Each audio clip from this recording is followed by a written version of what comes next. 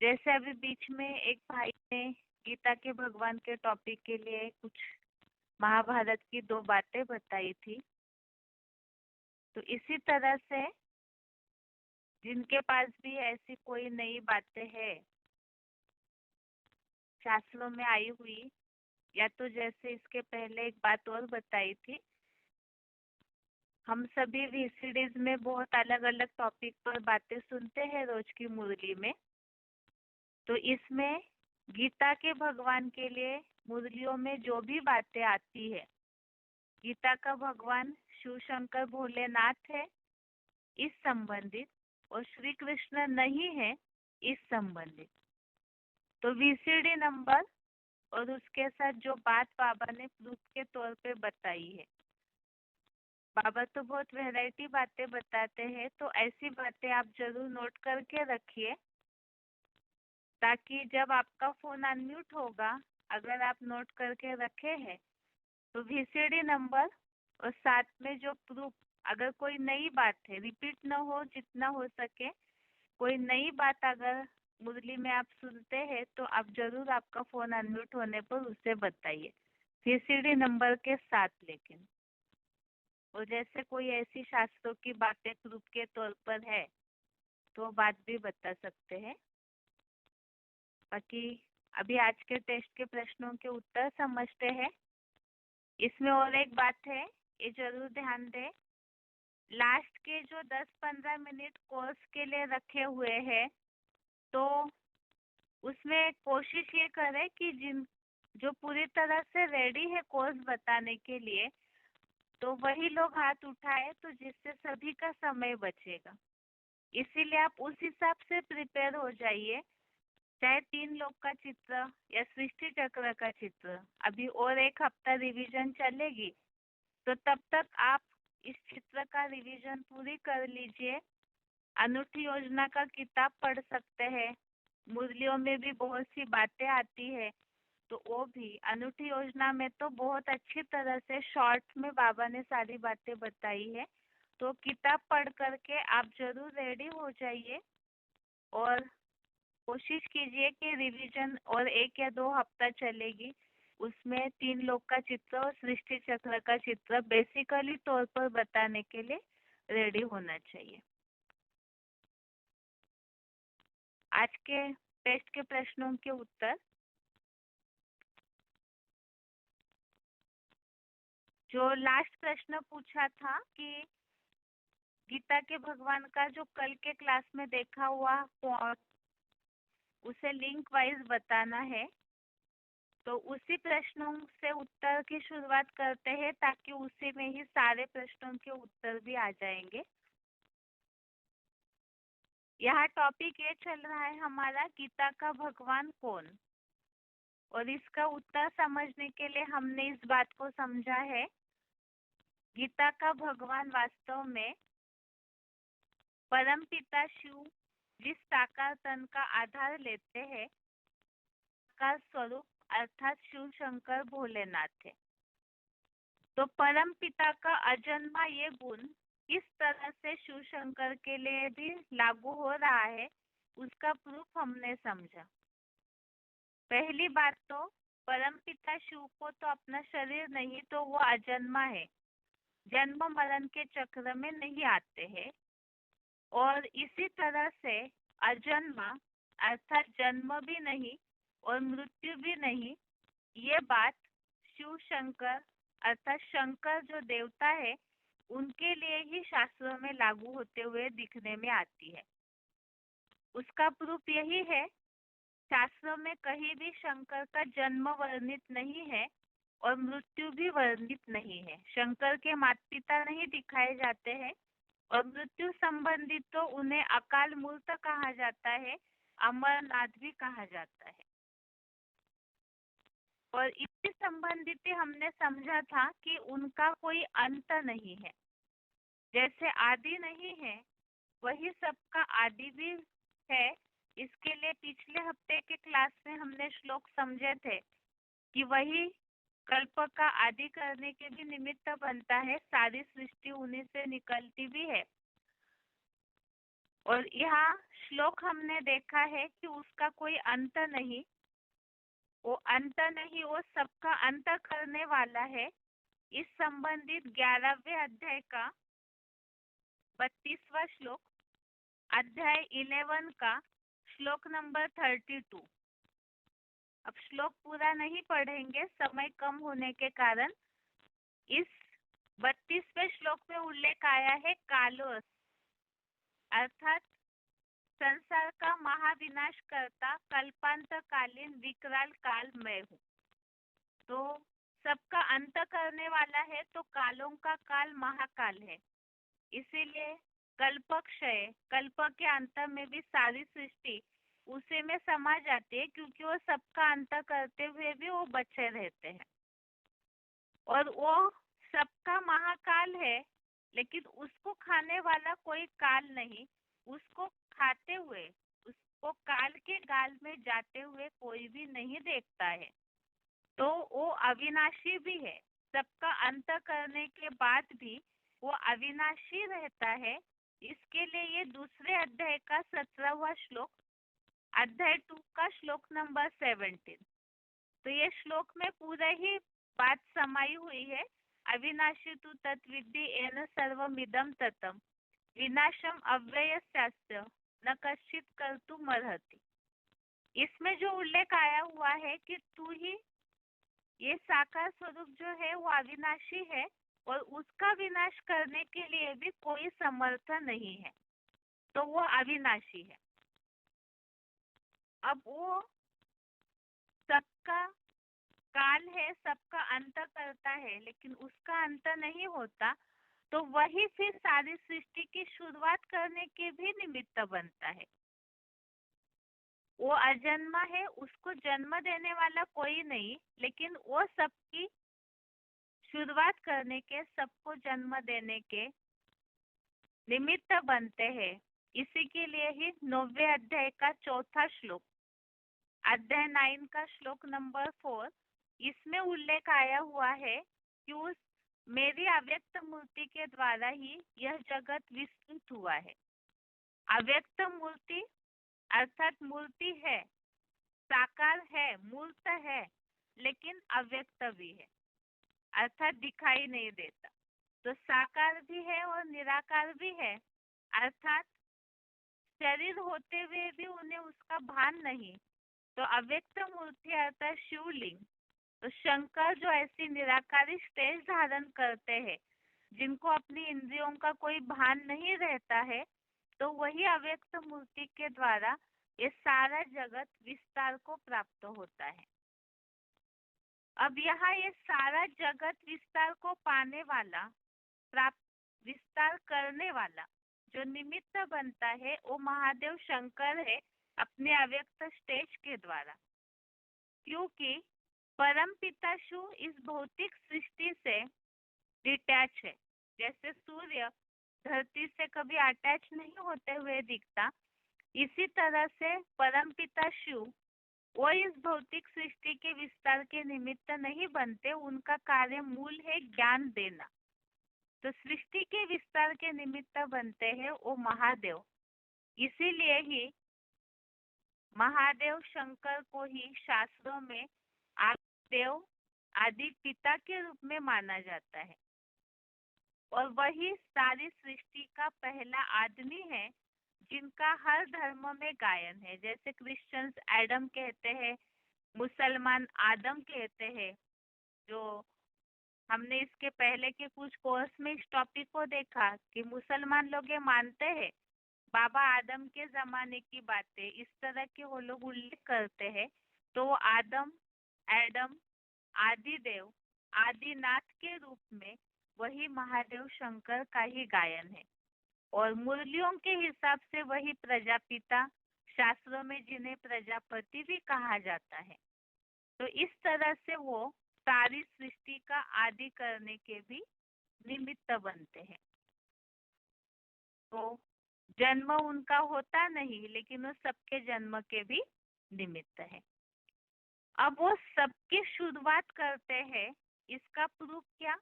इतनी बड़ी जो मनुष्य सृष्टि है, उसकी गीता में तुलना की हुई है सृष्टि वृक्ष से।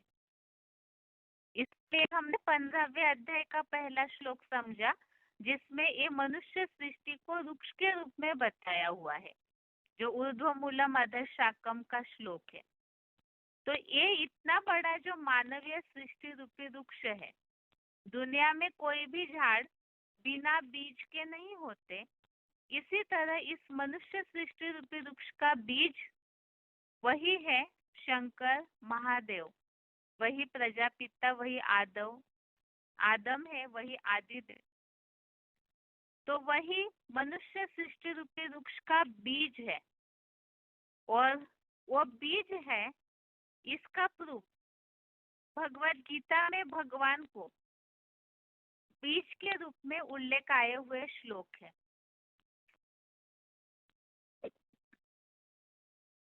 तो ये बीज के उल्लेख आए हुए श्लोक हमने देखे। 7वें अध्याय का 10वां अध्याय 7 का श्लोक नंबर 10, इसमें उल्लेख है बीजम माम सर्वभूताना, तो मैं बीज हूँ सब प्राणियों का। और 9वें अध्याय का 18वां श्लोक, अध्याय 9 का श्लोक नंबर 18, इसमें उल्लेख आया हुआ है प्रभवः प्रलय स्थानम निधानम बीजम अव्ययम। तो बीजम अर्थात बीज, अव्ययम अर्थात अविनाशी, जिसका विनाश नहीं होता है, तो वो अविनाशी बीज है। ऐसे ही 10वें अध्याय का 39वां श्लोक, इसमें उल्लेख आया हुआ है यच्चापि सर्वभूतानां बीजम तद अहम अर्जुन। तो यहाँ भी सब प्राणियों का मैं बीज हूँ। तो ये रूपी वृक्ष का वो बीज है, और वही बीज के द्वारा ही इस सारे सृष्टि की आदि या शुरुआत होती है। तो वही सबकी शुरुआत भी है। इसके लिए आदि देव, सबका आदि, इसके रूप में भी उल्लेख आए हुए श्लोक है, जो 10वें अध्याय का 2 श्लोक में उल्लेख है अहमादिर्हि देवानां महर्षिणां च सर्वशः। तो यहाँ वही सबका आदि है, देवताओं का भी, महर्षियों का भी। शास्त्रों में जैसे कि ये बहुत सारी बातें ऐसी वर्णित है कि जितने भी देवताएं हैं वो सब के सब कोई भी संकट आने पर महादेव के पास ही जाते हुए दिखाए हुए हैं।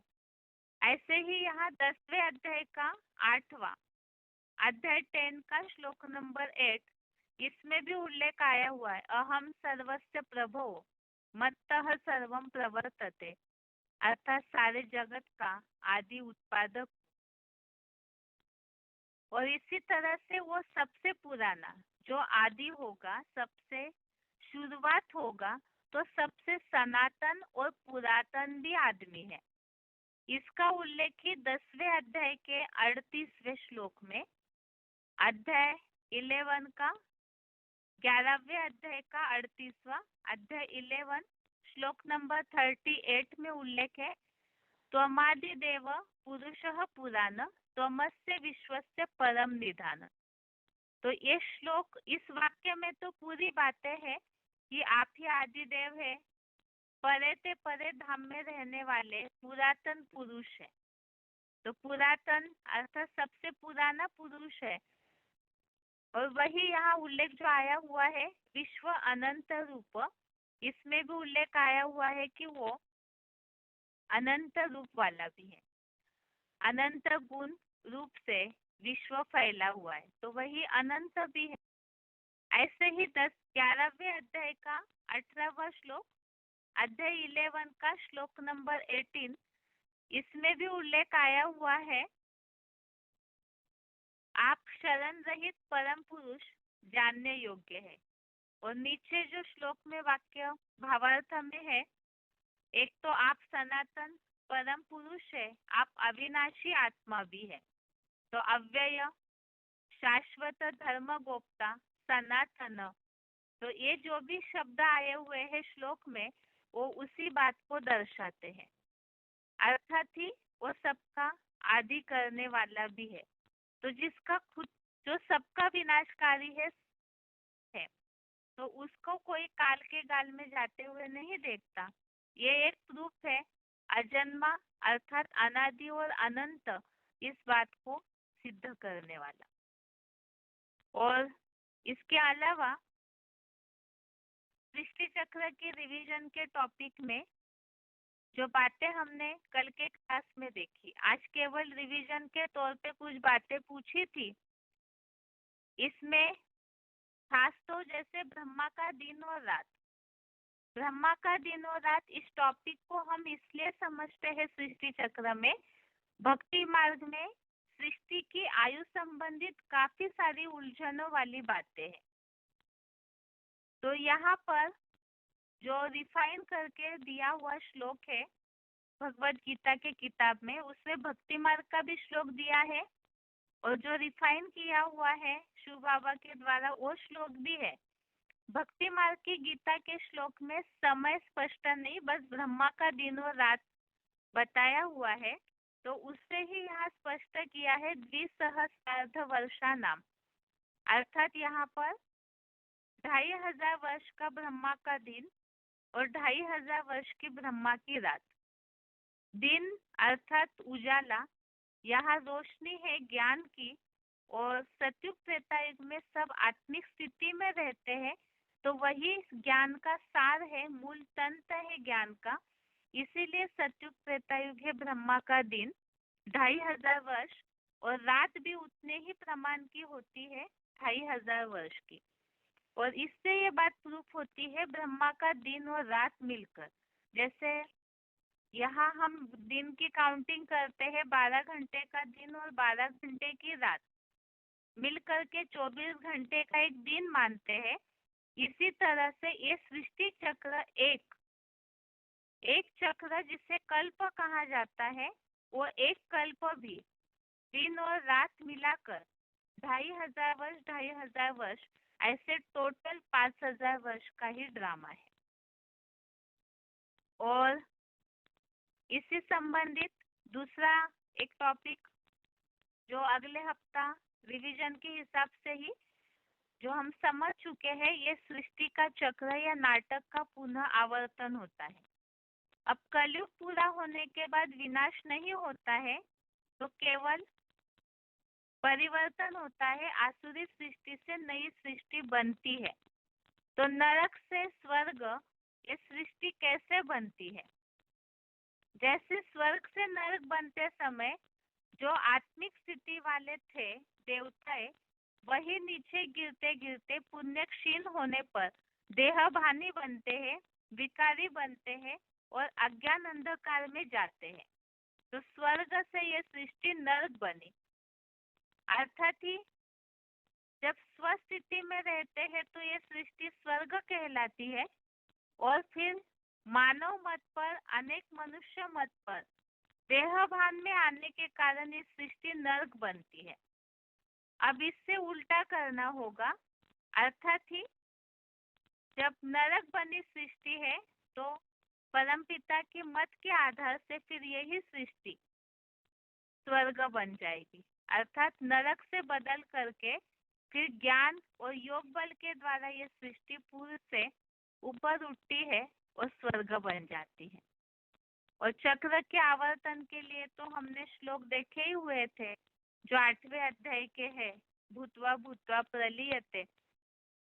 तो वो श्लोकों के आधार से वो बात स्पष्ट होती है कि ये सृष्टि जो है वो चक्र आवर्तन होते रहता है। तो ये 3 लोक के चित्र में ही जो सृष्टि चक्र हमने समझा, उसका रिवीजन का टॉपिक, इसे अगले हफ्ते के क्लास में जरूर इस टॉपिक को रेडी करके रखें, ताकि कम से कम 2-3 लोगों से हम इस टॉपिक को सुन करके ये चित्र की रिवीजन पूरी करें। बाकी आज के लिए गीता क्लास यहाँ तक ही। ओम शांति।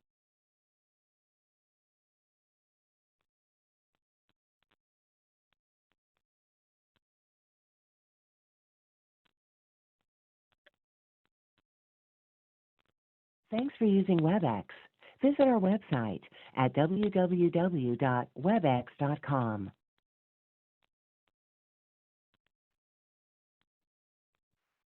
not समझने के available. लिए ही This meeting is हम ये being समझ recorded. रहे थे कि जो गुण परमपिता शिव में है वही गुण उस साकार व्यक्तित्व में भी दिखने में आने चाहिए।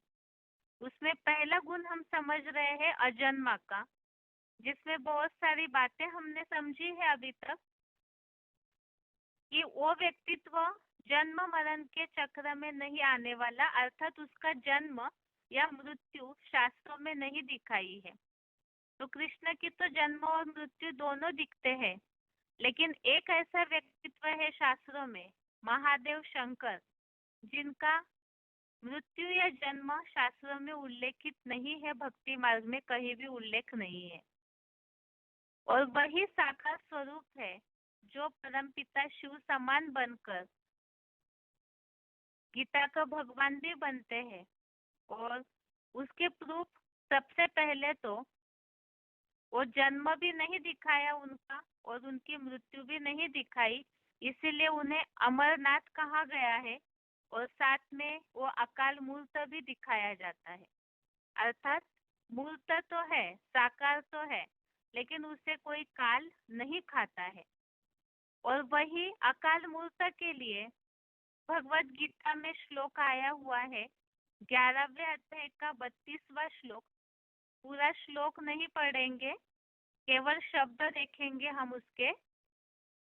इसमें शब्द आया हुआ है कालो अस्मि, अर्थात वो महाकाल है, सारे संसार का विनाश करता है, लेकिन उसको कोई काल नहीं खाता, जो अकाल मूर्त का उल्लेख आया हुआ है। तो जो सबका विनाश करने वाला है, सभी प्राणी उसमें समा जाते हैं विनाश के बाद, लेकिन वो उसका विनाश कोई करने के लिए समर्थ नहीं है। वो अविनाशी है, उसका अंत नहीं होता है। इसके लिए दूसरे अध्याय का 17वां श्लोक। इस श्लोक में पूरी ही बातें इस तरह आई है, अविनाशी तु तत्विद्धि येन सर्वमिदं ततम् विनाशम अव्ययस्यास्य न कश्चित् कर्तुम् अर्हति। वो अविनाशी है और वो उसका विनाश करने के लिए इस दुनिया में कोई भी समर्थ नहीं है। तो इस हिसाब से जो सबका महाकाल है उसका विनाश नहीं होता, अर्थात उस साकार स्वरूप का, अर्थात महादेव का, जो शिव समान बनते हैं, उनका कोई अंत नहीं दिखाया हुआ है। अब जब उनका अंत नहीं है, वो बचे रहते हैं, अनंत है बताया, जो पिछले श्लोकों में हमने देखा, अनंत वीर्यम, इस तरह से श्लोक आया हुआ है। अब वही फिर लास्ट पे बचने के बाद नई सृष्टि की आदि भी करते हैं। उन्हीं के द्वारा इस सृष्टि का विस्तार होता है, शुरुआत होती है। इसके बारे में जो अंत करता है, वो सृष्टि की शुरुआत करने वाले हैं महादेव। वो कैसे, इसके लिए ही 9वें अध्याय का 4था श्लोक, अध्याय 9 का श्लोक नंबर 4, इसमें जो उल्लेख आया हुआ है जगत अव्यक्त मूर्ति ना, उस अव्यक्त मूर्ति के द्वारा, मूर्ति तो है, साकार तो है, लेकिन निराकारी स्टेज है, अर्थात अव्यक्त है। तो वो अव्यक्त मूर्ति के द्वारा ये सारा जगत विस्तार को पाता है, अंत करता है वो सारी पुराने कल्प का, और फिर नई सृष्टि की शुरुआत उसी निराकारी स्टेज वाले लिंग मूर्ति के द्वारा होती है। महादेव शंकर परमपिता शिव समान याद के द्वारा ऐसी निराकारी स्टेज बना लेते हैं, लिंग की तरह, शिवलिंग जिसमें इंद्रियों का कोई भान नहीं है, ऐसी निराकारी अवस्था, अपने देह भान को पूरा वो भूल जाते हैं, और उस निराकारी अर्थात बीज रूप स्टेज के द्वारा ही इस जगत की शुरुआत होती है। अब इसमें भक्ति मार्ग में तो ये समझा जाता है परमपिता शिव, लेकिन वो वास्तव में वो भौतिक जगत के विस्तार का कारण कैसे बनेंगे, क्योंकि परमपिता शिव वो तो जन्म मरण के चक्र में नहीं आते, ज्ञान का सूर्य है, इस भौतिक जगत से डिटैच रहते हैं।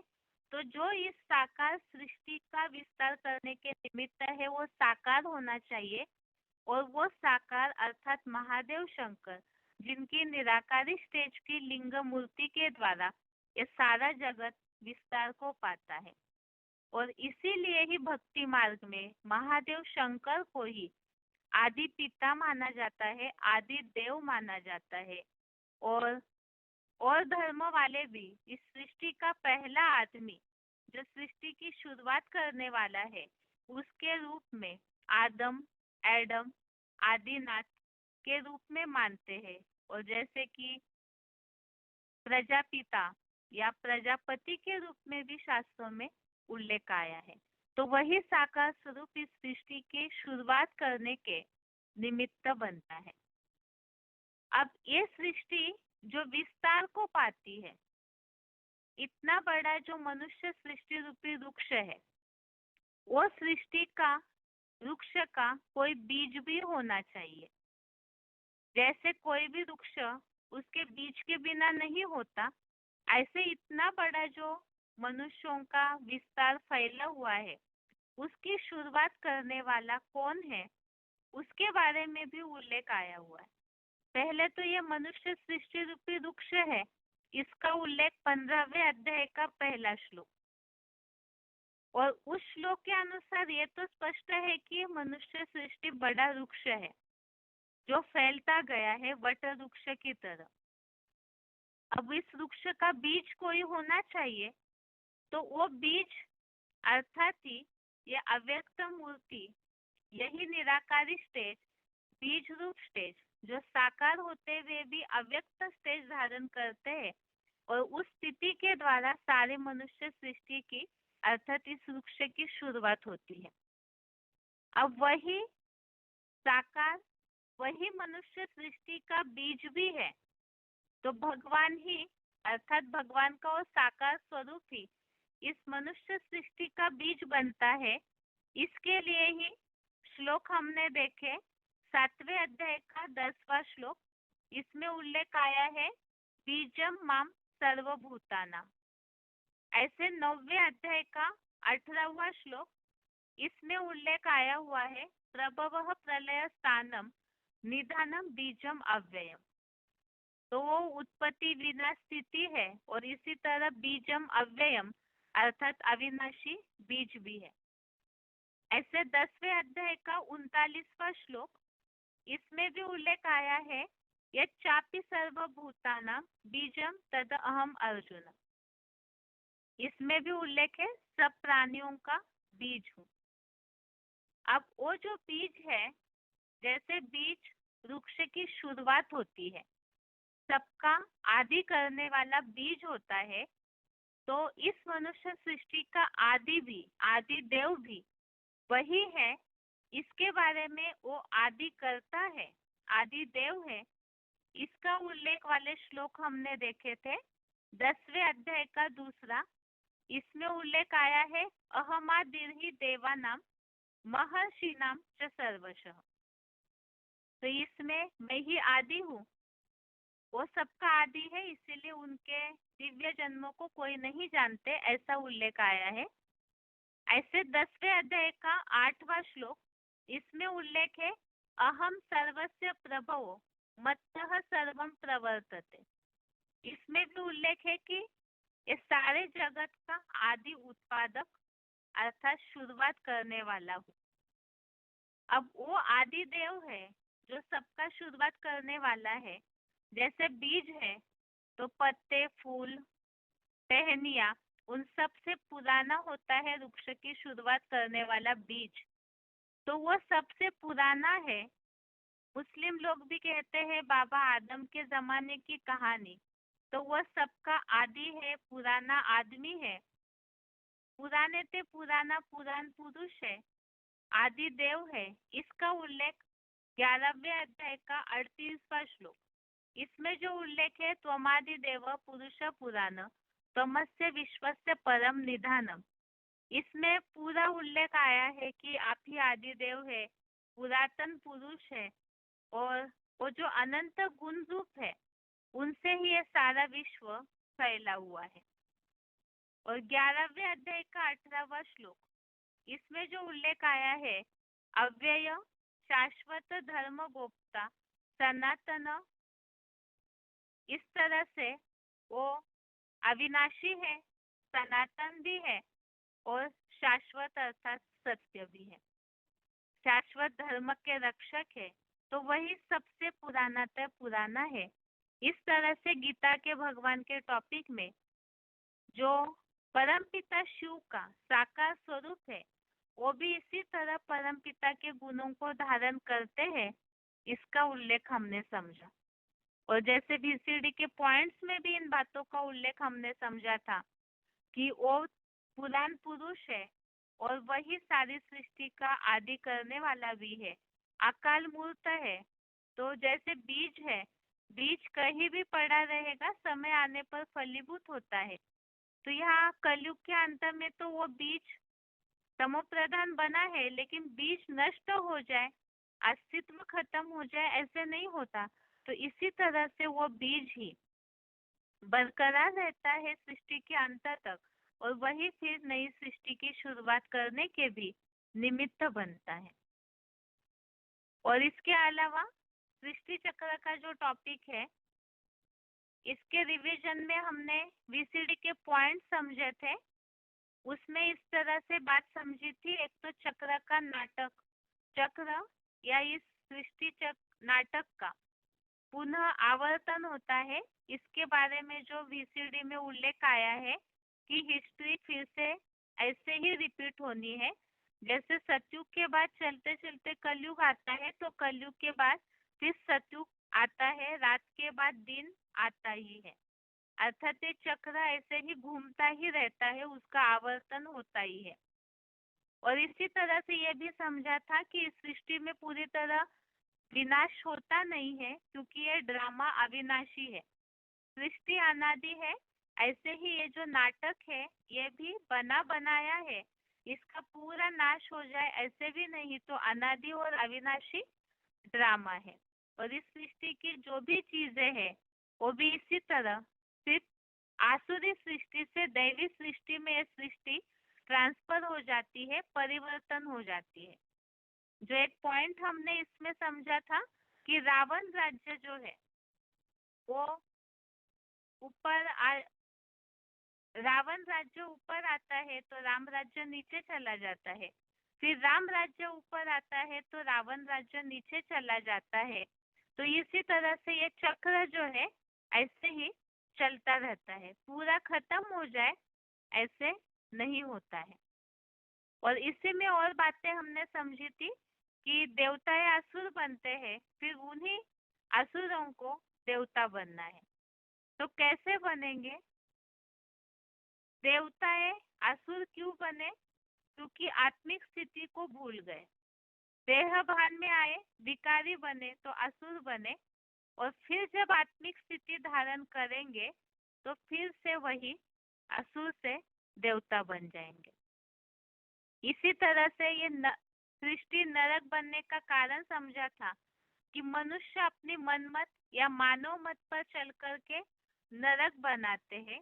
अब स्वर्ग बनने के लिए उससे उल्टा करना होगा, स्वस्थिति में गया तो स्वर्ग में गया, तो मनुष्य मत पर नरक बना, फिर श्रीमत पर चलेंगे तो यही सृष्टि फिर से स्वर्ग की ओर बढ़ती है। लेकिन वो कैसे, वो तो अगले हफ्ते के रिवीजन में समझेंगे ही। बाकी अभी जैसे कि और 2 क्लास होंगे रिवीजन के सृष्टि चक्र में, तो ये 2 क्लासेस में ही प्रयास कीजिए कि अनूठी योजना में जो किताब में 3 लोक और सृष्टि चक्र का चित्र दिया हुआ है, तो कम से कम उस किताब में बहुत शॉर्ट में सारी बातें बताई हुई है। वो किताब के चित्रों, उसमें जो भी बातें लिखे इन 2 चित्रों संबंधित, वो बातें 2 हफ्ता में बार बार पढ़ करके रखिए, ताकि ये चित्र की रिवीजन होते होते ही ये दोनों चित्रों का टॉपिक पूरी तरह से रेडी हो जाए, और उसके साथ फिर श्लोक बुद्धि में रहे, इसीलिए किस टॉपिक में क्या श्लोक बताना है। जैसे स्वर्ग के टॉपिक के लिए 2 श्लोक है, निर्मल लोक का और आत्मिक सिद्धि का। ऐसे ही द्वापर युग के लिए विकारों से, देहभान से शुरुआत होती है, उसके लिए कोई भी एक श्लोक। कलयुग के लिए आलस, अलबेलापन, लापरवाही में बंध जाते हैं, ऐसा एक श्लोक। फिर स्वर्ग से ये सृष्टि नरक कैसे बनी, अर्थात देवताएं ही फिर नरकवासी बनते हैं, उसके लिए जो 9वें अध्याय का 21वां श्लोक है। और फिर ये सृष्टि नरक से स्वर्ग बनना है, इसके लिए 9वें अध्याय का ही 10वां, जो जगत विपरिवर्तते वाला श्लोक। ऐसे इस टॉपिक में जो मुख्य मुख्य श्लोक है 7-8, कम से कम उसका भावार्थ जरूर देख करके रखिए, ताकि ये रिवीजन के साथ साथ ही एक कोर्स का टॉपिक पूरा हो सके। बाकी आज के टेस्ट के प्रश्नों के उत्तर यहाँ तक ही, और आज के लिए गीता क्लास यहाँ तक ही। ओम शांति।